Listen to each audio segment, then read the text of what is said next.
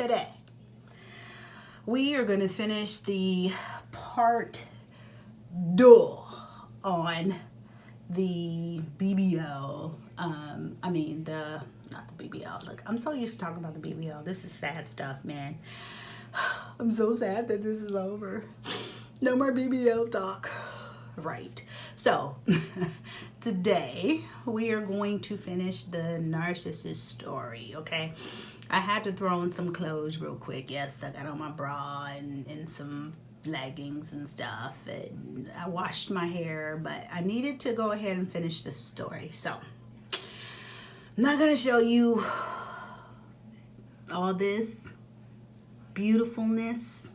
I'm just going to show you this part. Because, all right, I'll show you this part too. But because, okay, booty, see, I got that bra going on. See, there you go. All right, that's good enough. Okay, so y'all, the narcissist, okay? So we met, and we went back to his house and we had dinner. He talked me into staying the night with him because, you know, I was a mother/virgin. Y'all know, y'all mother virgins, y'all know what I'm saying. So I wasn't thinking about, you know what I'm saying? None of that. But I did stay with him that night. We had a fantastic time. One thing about narcissists is they will be your best friend, okay? They will be perfect for you. They will be everything that you could ever dream of, all right? The first, say, 6, 7, 8 months, maybe a year. And then reality will set in, okay? And they will turn into the person they really are, which is sometimes a complete psychopath. Okay, so this dude just happened to be freaking psychopath. Okay, man, it was good for like 6 months, and then don't come for me. I know my hair look like a Jerry curl right now. Don't come for me though, okay? It's just not straight. But it's mine. Anyway. So, for about 6, 7 months it was good, and I started to see little signs, okay? So these little signs were like possessiveness. You know, like he didn't want me to go anywhere if I wasn't going with him. If we would go out, you know, and someone was admiring me or looking at me or something, then it would be a problem. Be like, oh, you was flirting with him too, or, you know what I'm saying? Something like that. Something just silly like that. And look out for those little signs, ladies, because those are the telltale signs that somebody is going to be a narcissist, okay? The little stuff that you think, oh, it's so cute and it's so nice that, you know, he really care about me like that and all of that. Nah, girl, he might be a narcissist, so look out, okay? So we went through that, and then our first altercation, like real altercation, was he had stayed gone in my car, and I said something about it, and knowing that he was just wrong, in the wrong, okay, I fell asleep. He came home about like 3 o'clock in the morning, you know. Later on, of course, I found out, of course, that he was, you know, cheating. Narcissists are big time cheaters. He just blew up. He knew he was wrong. He knew he was foul. But he blew up about it. Like, I was wrong. another thing they do. They turn it all back on you. You are wrong, okay? So even when you're right, you wrong. So everything is your fault. Remember, narcissists, you live to please them, okay? You're in their world. And they might front at first and pretend like they don't really think that. But you'll see through it eventually. Even if you are fooled in the beginning, you'll start to see through that, you know. They don't care about you being on the phone. They don't care about you. But if they're on the phone, oh, you better be quiet. Okay? They trying to handle business. Okay? They don't care about you being on the phone. Okay? They don't care about anybody, you or anybody else. But if somebody else is around, somebody else comes in, all of a sudden they're the nicest person. Oh, let me be quiet because you're on the phone. Stuff like that. They don't care about you being hungry, okay? But if you let somebody else come into the room and they woman and you hungry, oh, you want something to eat? I can cook you something to eat too. But they don't really care. If it was just you and them, they don't care. They don't care about you. I see around other people, they are so nice. Oh my gosh. But when it's just y'all, nah. So if you got people like that around you, when they do anything, it is to benefit them, okay? They are thinking about the future when you all of a sudden owe them for what they have done for you. Trust me, everything is done with a motive. Everything, okay? Everything. So they'll buy you something. It's because it's coming. They want something. But so yeah, he blew up even though he was mad. So getting to it, what happened with us that night. So I had finally got upset and tired and just frustrated, going back and forth with him all the time. It was always something. It just got worse and worse and worse throughout we were together for like 2.5 years. Yeah, way too long. It just got worse. Things got worse, you know, and so I had broken up with him and I was just tired, you know. Nothing happened at that point. I was just tired and I just didn't want to be around him anymore. I had moved. At the time I was staying with my mom when we met, and this was 2.5 years later. So I had moved into my own place and stuff by then. And for that year, I had, we were together 2.5 years. So for that year, I had just really stayed home a lot and I wasn't going around him a lot. I had my own place, but I would be at his house all the time. And it was because he wanted me at his house all the time. And then he would have my car all the time. I wouldn't want to go out with him and hang out and stuff. So I would just tell him, you know, hey, yeah, take my car.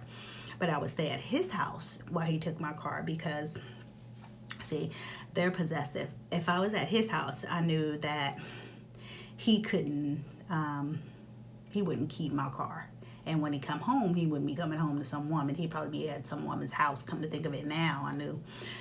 Instead of coming home, but he would have to bring me my car if I was at his house. If I was at home and he had my car, then, you know, I don't know because it never went down like that, but he would probably have just kept my car. So I stayed at his house most of the time, and he wanted me at his house most of the time because when he came home, he wanted me there. He, you know, wanted me there to control me. They're controlling people. So anyway,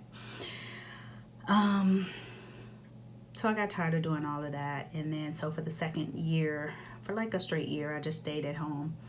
And first I stopped letting him use my car. And then I just broke it off with him. I said, you know, I'm tired of being with you. You know, it's not productive anymore.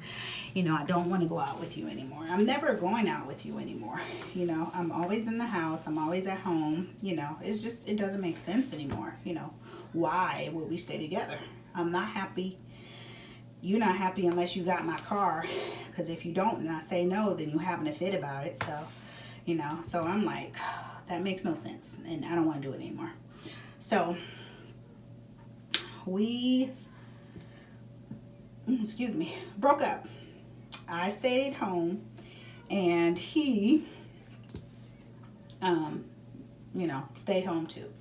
So with him staying home most of the time and me being home, we just slowly went our separate ways, right? For about, say about 3 months, okay? So he calls me one day and says, hey, I miss you. You know, would you come to a game with me? I say no. And he said, okay. Well, you know, let's go eat. I went and ate with him one time. And then he wanted me to come back to the house spend the night with him. I said, no, no, no. And then, you know, I seen him get upset then. He was mad about it at that time and got upset. And I was like, I didn't care. So, no. And so he was like, okay, okay. So I had started learning about narcissism at that time, and I knew that I should have just stayed away. You know, one thing about narcissists, you don't go back, okay? It's a no contact rule. Once you're done with them, once you don't go back, because they don't want to be rejected, and they will make you pay for that rejection, okay? They don't like that, and they're going to make you pay for that. So if you go away from them and you get away from them and you don't get hurt, stay away. Don't go back. So I saw that, and I saw him getting upset, and I knew that he was going to try and pull something the next time. I had already started learning about narcissism, but I didn't. When he called me the next time, he wanted me to go to a wedding with him, and I said I didn't want to go, but I let him talk me into it again, just like the dinner. So he was like, I don't have a date, and I promise I'll be good, and I'll bring you back on time and all that, because I told him I had something to do later. So anyway, went to the wedding with him, and we weren't together. It was clear we weren't together, and that was one of the things that pissed him off before, is that I kept telling him, we're not together, we're not together. We would always see people when we were out, and you know, they'd be like, hey, and they were used to seeing us together, because we were together for like I said, 2 years, like the half a year, like 6 months. We went through this with us not being together, and people seeing us out and not used to us not being together. So, you know, they thought we were still together. So I would have to say all the time, like, we're not together, we're not together, we're not together, to other people and to him, because he was a narcissist. So, you know, I belonged to him as far as he was concerned. So so that night we had a good time. It was nice. It was somewhere really nice, and I sat down at the bar with a couple of the ladies down there. Come to find out, I used to work with one of the ladies' cousins or something like that. I knew her. And then another lady came, and she had a party or birthday party or something there, and I used to work with her too. So I had a good time. I knew a couple people there, and we were sitting there drinking. So he came down to the bar, and he actually was talking to them, and they were like, oh, this is your girlfriend? Oh, she's nice, she's sweet. I wouldn't think that she was with you. And you know, I had to be like, that's not my man. And you know, he was like, yeah, that's my girl, yeah, we getting married and all of this. So he was hype. I could see that he was doing drugs at the time, okay? He was drunk, y'all. And he had started, he told me he had sniffed cocaine before, back in the day. So I could tell when I broke up with him, leaning around that time where I had just broke up with him, I could tell that he had started doing that again. So, you know, you could tell if somebody is high or they acting weird or whatever. So I could tell that night that he had been sniffing cocaine and he had been drinking. He was a drinker, just drank a lot. And drinking wasn't really my thing. I was drinking more when I met him because he always drank. That's just what we did. But I stopped, and that was another thing that kind of turned me off about him and why I started, kind of going my separate ways from him, because I wasn't trying to drink like that. So we left that night, and by the time we left out of there and was at the bar, by the time that happened, all this happened, and a few hours had went by. We had seen a few people. He was so bad, okay? I had a couple drinks. It was fun. It was nice, but I wasn't really a drinker. By that time, I had transitioned from being this woman to being a different woman. I was a spiritual type of woman who was really kind of getting herself together and, getting into God more and understanding the world more. I had started transitioning into that person while I was in Texas. And when I came back, I was a different person when I came back from Texas than I was when I went to Texas. And my mom really liked that transition too. She was proud of me. But I was really a different person. And honestly, that was because of my kids. My kids had given me some information that was just mind-blowing, and I just started learning, But anyway, so one of the reasons why I got deeper into that, because I kind of backslid and fell off of that when I got with him. I went to Texas, I came home, I met him, okay? So I kind of backslid and got off of that, but the reason that put me back in that mode was he was going to kill me.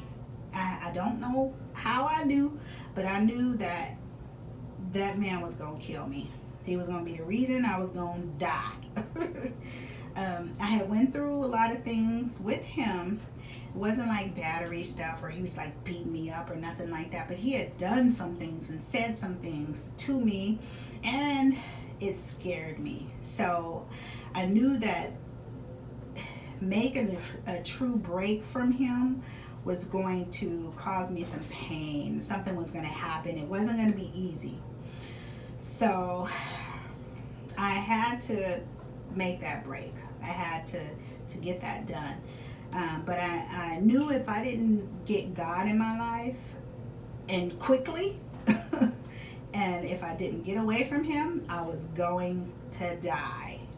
I don't know how, what happened, why I knew that. I used to go for walks all the time and listen to the word, and I didn't have the strength to just go and not be around him or with him anymore. I didn't have the strength to do that. Not on my own. I couldn't do that. And I knew that he was going to kill me. He was going to be the reason I was gone if I didn't get away from him. Okay? I had already learned that a narcissist had different types, and that he was malignant, meaning dangerous, and that he could kill me. Like I said, I already started learning about that stuff. So it was bad.